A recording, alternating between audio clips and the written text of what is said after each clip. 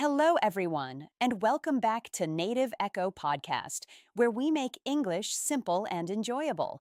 I'm Harper. Hello to all of our wonderful listeners, wherever you are in the world right now. Okay, so today is a special episode, a really special one, because today we are not going to talk about one topic, we are not going to tell one story.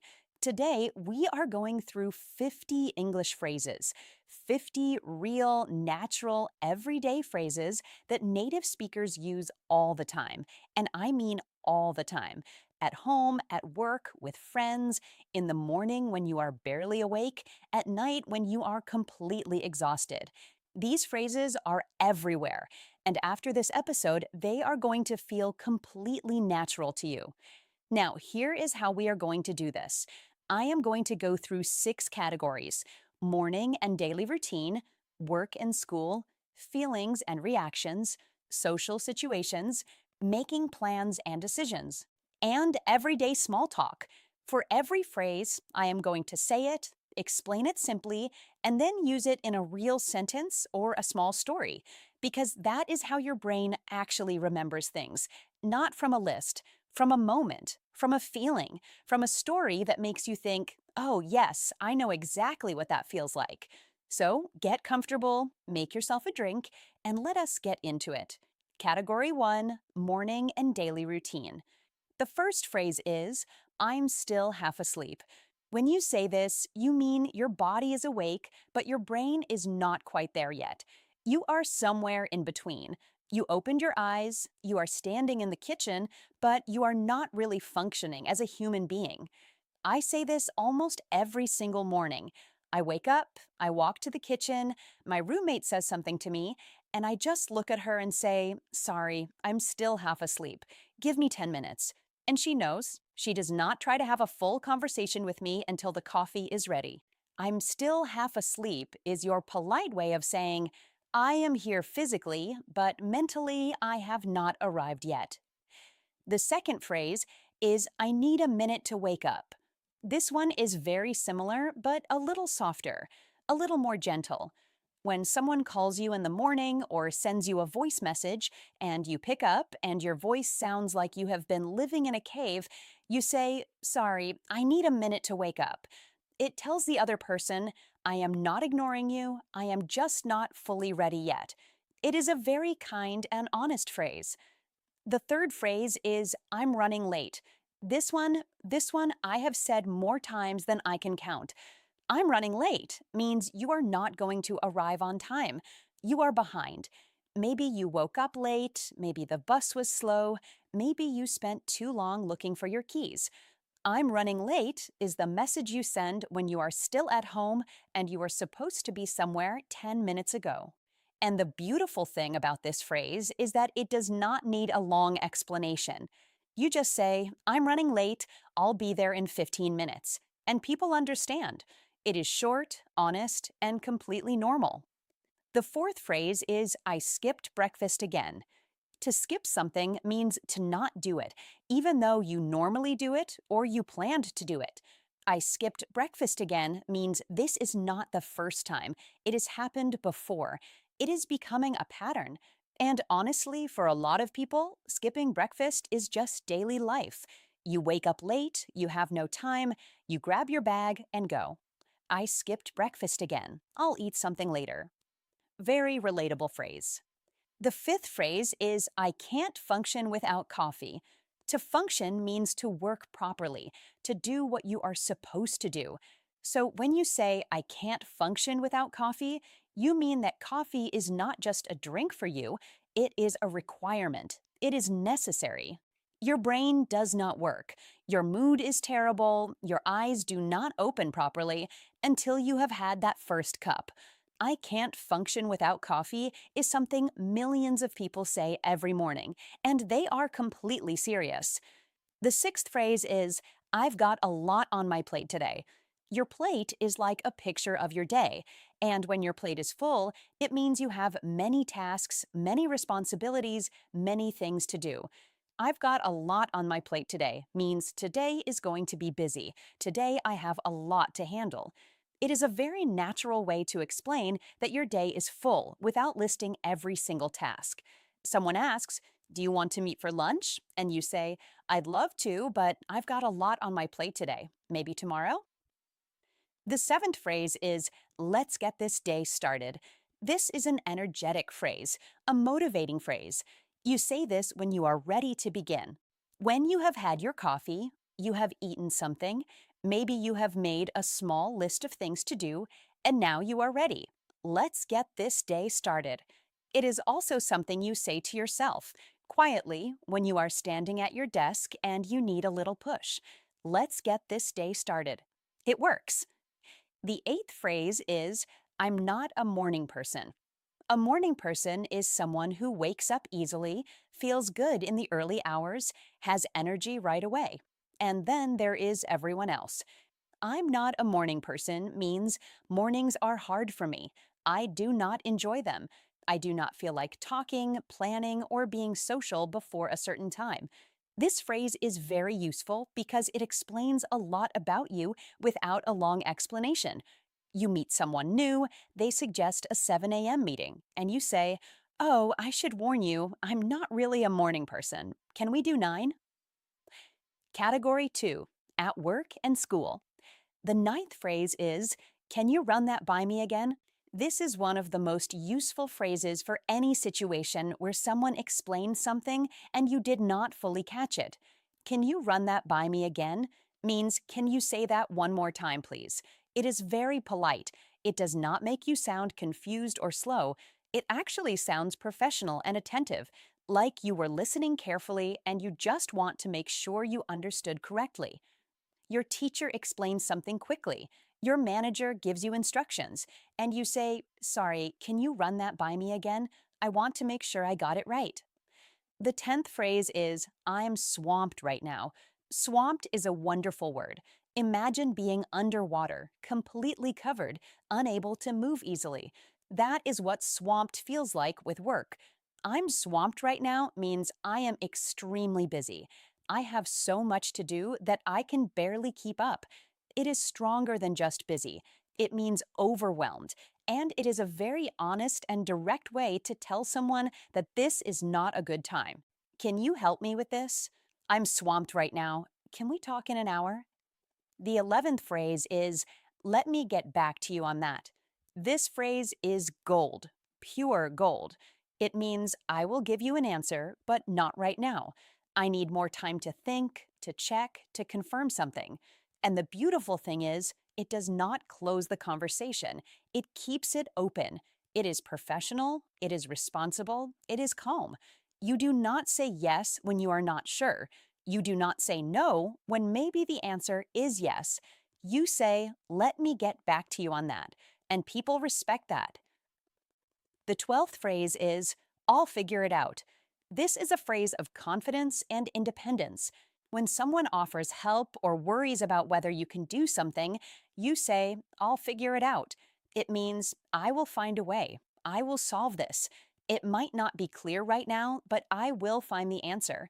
It is also something you say to yourself when you feel a little lost. You look at a complicated task and you think, "I don't know how to do this yet, but I'll figure it out." The 13th phrase is, "That makes sense." You will use this phrase every single day. When someone explains something to you and you understand it, you say, "That makes sense." It is an elegant way to show you followed the explanation without just saying "okay" or "right." It also shows that you are actually processing what the person said. That makes sense. Three simple words that make a conversation feel real and connected. The 14th phrase is, "I'm on it." Short, clear, powerful. "I'm on it" means I am already working on it. I have started. You do not need to worry. Someone asks, "Can you send that report by 3?" And you say, "I'm on it." You are not going to do it later. You are doing it now. It shows initiative, it shows reliability, and it sounds confident without being aggressive. The 15th phrase is, "It totally slipped my mind." To slip your mind means to forget something even though you knew it. It was in your head at some point and then it just disappeared, slipped away quietly without you noticing. I meant to call you back yesterday. It totally slipped my mind. This phrase is very natural because it does not sound like an excuse. It sounds like an honest admission, and people understand it because everyone forgets things. The 16th phrase is I need to wrap this up. To wrap something up means to finish it, to bring it to an end. When you say, I need to wrap this up, you mean this meeting, this call, this task needs to end soon. I have other things waiting. It is a polite but clear signal that you are moving toward the finish line.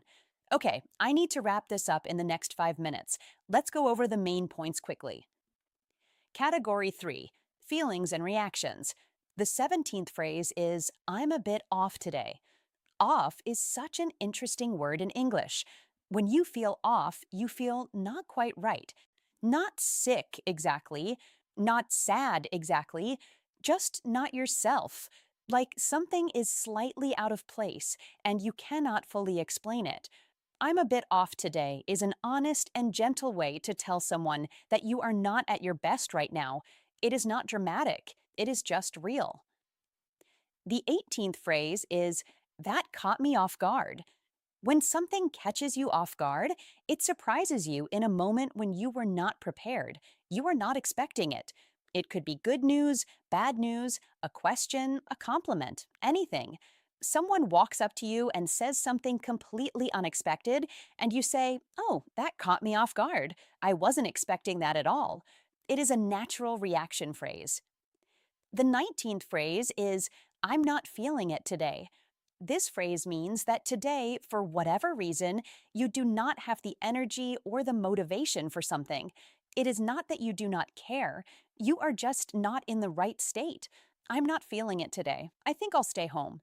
Or someone asks if you want to go out, and you say, I don't know, I'm not really feeling it tonight. Honest, simple, no drama. The 20th phrase is, it is what it is. This phrase is about acceptance. It means the situation is not perfect. Maybe it is not what I wanted, but I cannot change it, and I have made peace with that. It is what it is. It is a very calm phrase, a very mature phrase. When things do not go the way you planned and getting upset will not help, you take a breath and say, it is what it is. We move on. The 21st phrase is, I'm actually really proud of myself. This one is important, and I want you to use this one more. Many people find it hard to celebrate their own progress, their own effort, their own wins. But saying, I'm actually really proud of myself is healthy. It is not arrogant, it is honest. You finished something difficult. You showed up even when it was hard.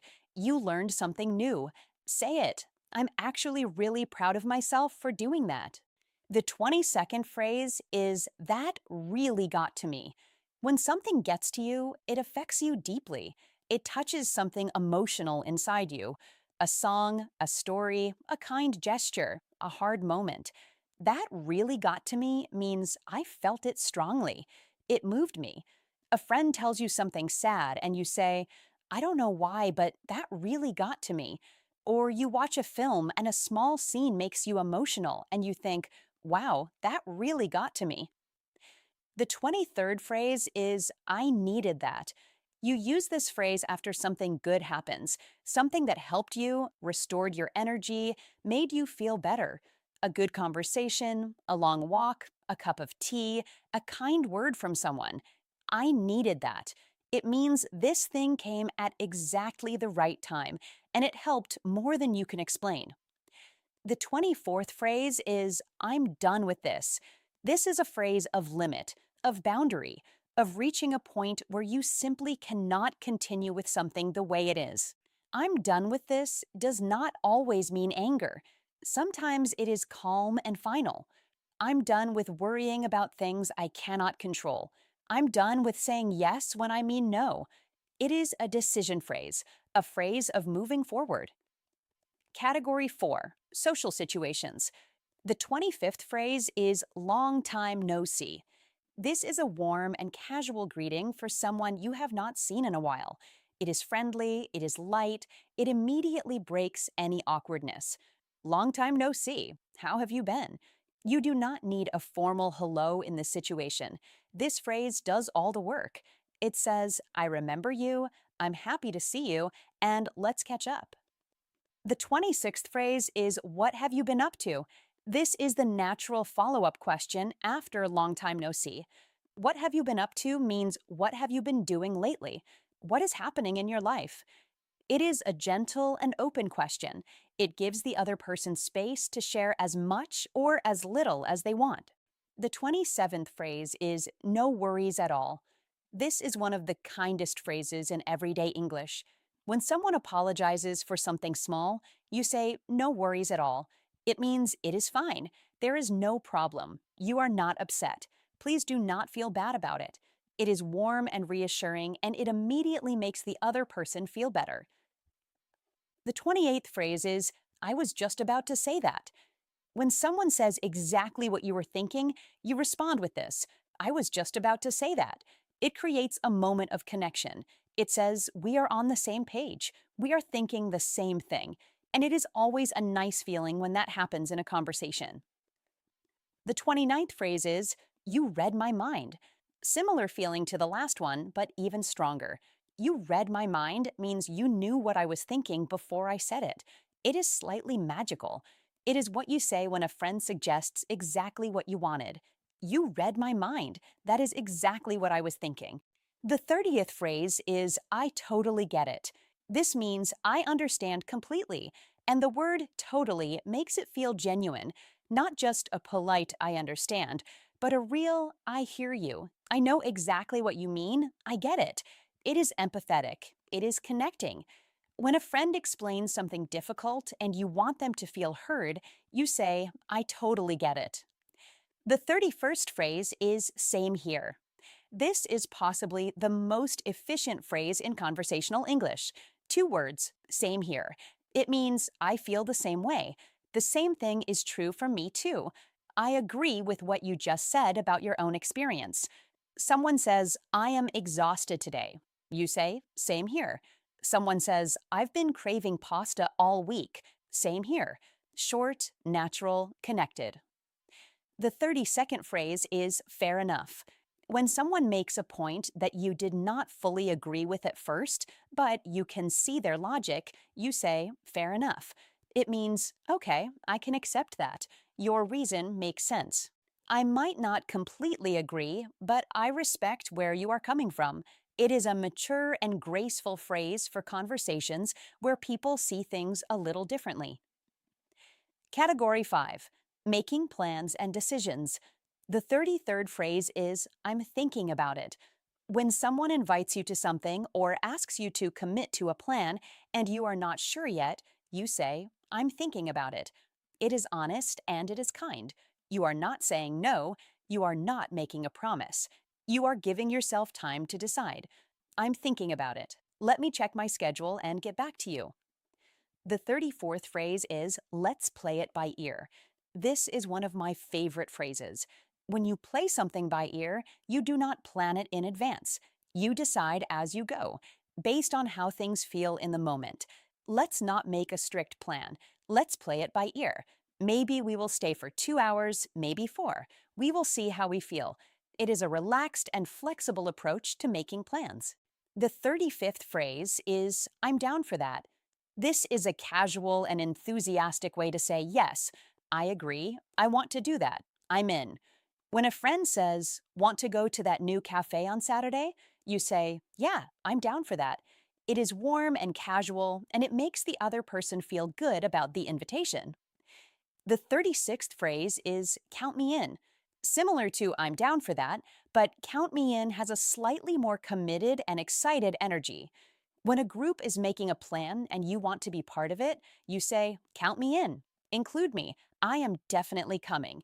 It is enthusiastic and clear. The 37th phrase is, I'll pass this time. This is the polite way to say no to an invitation or offer. Not a harsh no, a gentle, friendly no. I'll pass this time means not this time, but without closing the door forever. Maybe next time. I'll pass this time, but have fun. It is kind and it is normal. You do not need to explain everything. I'll pass this time is enough. The 38th phrase is It depends, honestly. When someone asks you a question that does not have a simple yes or no answer, you say, it depends, honestly. It means the answer changes based on different factors. Are you free this weekend? It depends, honestly. I might have planned Saturday, but Sunday could work. It is an honest phrase for situations that are not black and white. The 39th phrase is, I could go either way. This means you have no strong preference. Both options are fine with you. You are flexible. Do you want Italian or Japanese for dinner? I could go either way. You choose.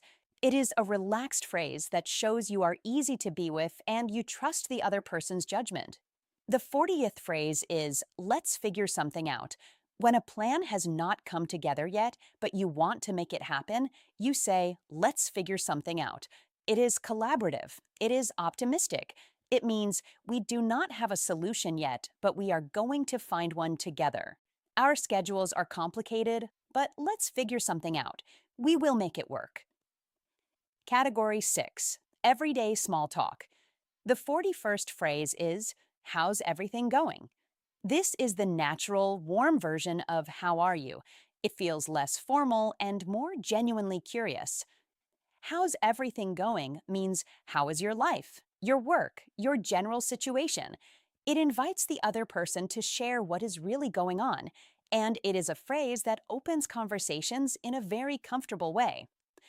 The 42nd phrase is, not bad, actually. This is one of the most honest and relatable answers to how are you or how's everything going. Not bad, actually. It means things are okay, not perfect, but not bad either. There is something quiet and genuine about this phrase. It does not pretend everything is amazing. It just says, you know what, I'm doing all right. And the word actually makes it feel like a small, pleasant surprise. The 43rd phrase is, could be worse. This is the humorous, realistic, slightly philosophical answer to, how are you? Could be worse. It means yes, things are not perfect, but they could be much harder than they are, and I am choosing to focus on that. It is also a phrase that people use when they do not want to complain, but they also do not want to pretend everything is great. Could be worse is honest and calm. The 44th phrase is, I've been meaning to tell you. This phrase introduces something important that you have been wanting to say for a while but did not find the right moment. I've been meaning to tell you means I thought about this before this conversation. This is intentional. I chose to say it now. It adds a sense of warmth and thoughtfulness to whatever comes next. The 45th phrase is, that's actually really helpful. When someone gives you information or advice that genuinely helps you, you say, that's actually really helpful. The word actually adds authenticity. It means you did not expect it to be so helpful, but it was. It is a grateful and appreciative phrase, and it makes the other person feel like their effort was worth it. The 46th phrase is, now that you mention it. This phrase signals that something the other person said has triggered a thought or a memory in you. Now that you mention it, I did notice something strange yesterday. It means I was not thinking about it before, but your words brought it to my mind. It is a conversational phrase that shows you are listening and connecting ideas in real time. The 47th phrase is, I had no idea. Simple and genuine. I had no idea means I did not know that at all. It was completely new information to me. You can say it with surprise, with curiosity, with delight. Someone tells you something unexpected, and you say, I had no idea. It is open and honest, and it encourages the other person to keep sharing. The 48th phrase is, tell me about it. This phrase is interesting because it does not actually mean tell me about it literally. It means I know exactly what you mean. I have experienced the same thing. I completely agree.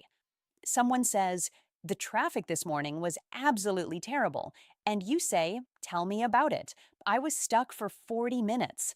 It is a phrase of shared experience and solidarity. The 49th phrase is out of curiosity. This is a gentle and polite way to introduce a question that you are not sure if you should ask. It softens the question. It says, I am asking because I am genuinely curious, not because I am judging you or demanding an answer. Out of curiosity, how did you decide to start learning English? It is a warm and respectful phrase for conversations that go a little deeper. And the 50th phrase, the last one. Anyway, where were we? This phrase is the glue of long conversations. When you get sidetracked, when someone interrupts, when you go off on a little detour and then need to come back to the main topic, you say, anyway, where were we? It is casual and friendly. It signals that you are ready to return to the original point. And it happens in every natural conversation. Because real conversations never go in a straight line. They wander, they explore, and then they come back. And that is exactly what this episode was, a wander through 50 phrases.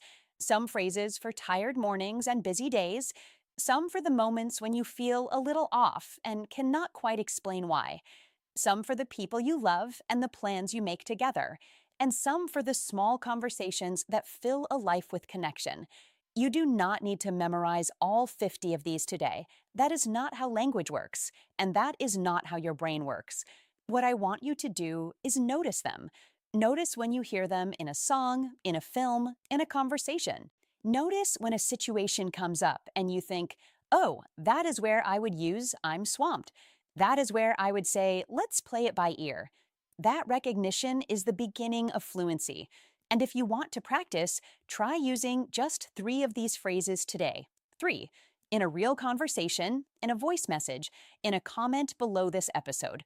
3 phrases used once today is worth more than 50 phrases memorized and never spoken.